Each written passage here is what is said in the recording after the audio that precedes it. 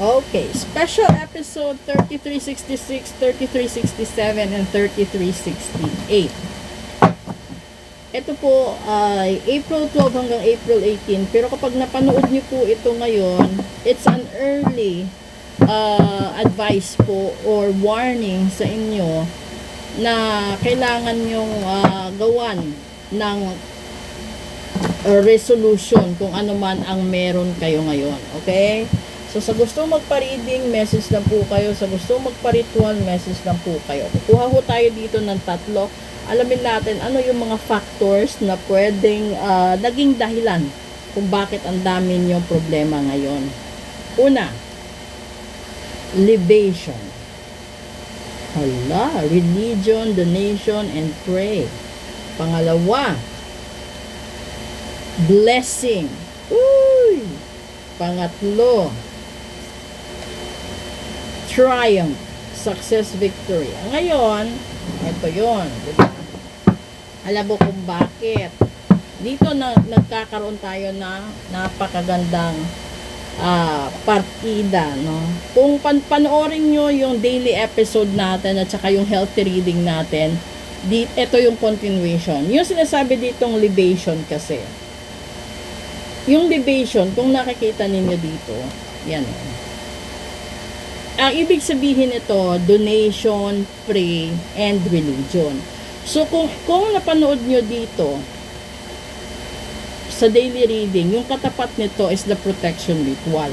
So, sasabihin dito, i-connect natin yung dalawa. Okay? Makakakuha ka ng protection, yung protection mo galing sa Panginoon, galing sa religion, no? Kung ano man yung relihiyon mo sa ngayon. Kung totoo yung laman ng dasal mo at wagas din. Kasi lahat ng religion or lahat ng relihiyon nagdo-donate. Yung lahat ng followers nila, members nila, nagdo-donate. Yung donation naman, it's not just money. Kasi yung iba, wala man silang maibigay sa pera, tumutulong sila sa church nila, sa paglilinis, sa pag-aasikaso, or minsan sa mga events. Maraming ganon. And then, yung iba naman, they spread the good things about their religion sa fellow, yung mga tao, to let them remind na may Diyos pa rin ang mundo. Pero naman, kailangan kasi kapag nagdasal ka sa Diyos, wagas. Kapag sinabi naman kasing wagas, alimbawa, isa kang yung nakikilala ka ng tao na mabait ka, or sabihin natin wala kang problema sa paligid mo, pero nakalimutan mo na nung inaulan ka na ng blessing, may mga tao kang sadyang para bang binaliwala. Kaya ka nagkakaroon din ng maraming issues sa kasalukuyan. Kasi yung kasunod dito is yung blessing at saka yung triumph mo. So, the triumph itself, posible, ito yung promotion mo, ito yung inaasahan mo, ito yung hinihiling mo. Nung kailangan mo pa ang mga tao, halimbawa sa isang estudyante, no, nag-aaral ka, sa isang, kung meron man sa isang nagtatrabaho sa opisina, may mga taong tumutulong sa'yo. Hindi naman alam ng lahat, pero may mga taong tumutulong sa'yo. Makuha mo yung blessings na inaasa mo, makuha mo yung tagumpay na gusto mo. Hindi lahat, pero marami. No? May mga taong marunong lumingon sa taong pinagkakautangan nila ng loob at sa mga taong tumutulong sa kanila. Pero marami ring mga tao na kapag andun na sa rurok ng tagumpay at nagkaroon na ng pera at maluwag na buhay, nakakalimot sila doon sa mga taong tumulong sa kanila nung walang-wala pa, or nung sa panahong matindi pa ang dagok sa buhay nila. Yung taong tumulong sa'yo, hindi yun magdadamdam agad. Kasi nagdadasal din yun para magtagumpay ka, para makaahon ka, at para makalagpas ka sa problema na hinasasadlakan mo. Ang pinakamalaking problema mo doon, yung panahon na nakalimutan mo na or binaliwala mo na yung tao or mga taong tumulong sa'yo. Hindi man sila maniningil sa'yo. Pero minsan kasi may mga taong nag-aabono kahit wala na sila. Yung nag-aabono kahit maiipit na sila, inaabono sa'yo, binibigay sa'yo.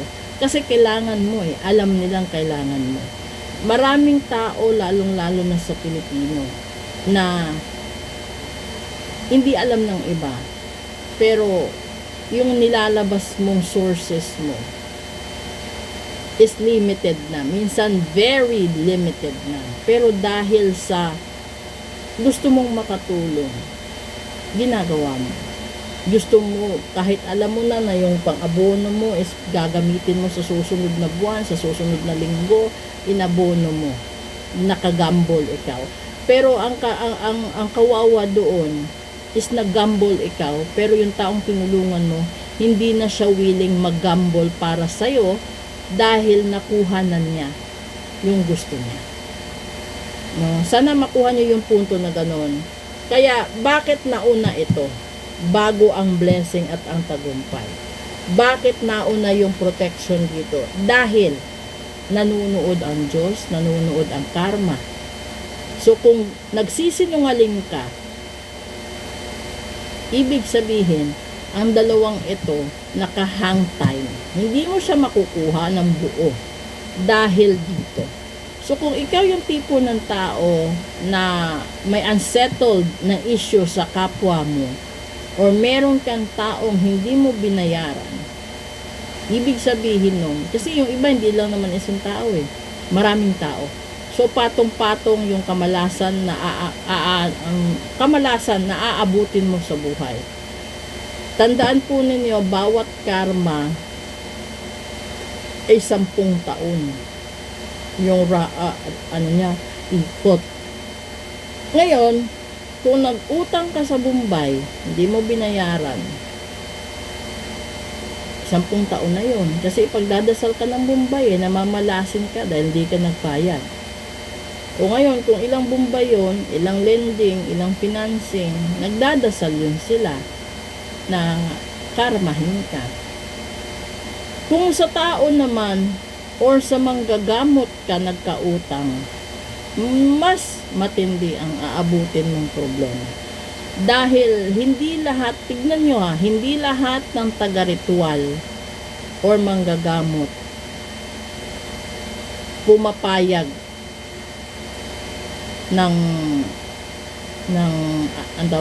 yung installment or nag-uumpisa kahit wala kang binibigay. Dahil hindi mo alam kung gaano kalaki yung inire-risk nila para matulungan ka. Tapos nung panahon na tinulungan ka, pinabayaan mo na. Tinalikuran mo, binaliwala mo. Ngayon kung ano man yung problema mo sa kasalukuyan, anumang paghihirap ang meron ka sa kasalukuyan, yan ay dahil sa mga maling desisyon mo 6 weeks ago or onwards. Diba? Kasi maghahanap ka ng blessing, maghahanap ka ng tagumpay, pero hindi mo muna sinetol ito. Kasi alam mo yung future, no? Hindi mo naman yan pwedeng sabihin sa Diyos na ayoko nito Huwag mo akong idaan sa ganito. Dahil ibibigay ng Diyos sa iyo lahat. Dapat wala kang tanggihan. Dapat wala kang iiwasan. Kung gusto mong magtagumpay, gusto mong magkaroon ng maraming blessing. Kaya bawal ka mag-skip ng mga events. Kung naabunuhan ka, harapin mo bago pa mahuli ang lahat. Kasi yung blessing at saka yung success mo, barado dahil dito. Proceed tayo sa English episode. Good morning po.